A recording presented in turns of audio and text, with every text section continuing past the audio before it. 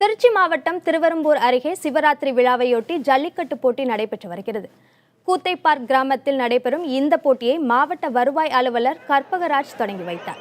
ஜல்லிக்கட்டு போட்டியில் 500க்கும் மேற்பட்ட காளைகள் பங்கேற்றுள்ளன. 600க்கும் அதிகமான மாடுபிடி வீரர்கள் கலந்து கொண்டுள்ளனர். சீறி பாயும் காளைகளை அடக்கும் வீரர்களுக்கு பரிசுகள் வழங்கப்படுகின்றன. வீரர்களின் பிடியில் இருந்து தப்பிச் செல்லும் காளைகளின் உரிமையாளர்களுக்கு பரிசுகள் அளிக்கப்படுகின்றன.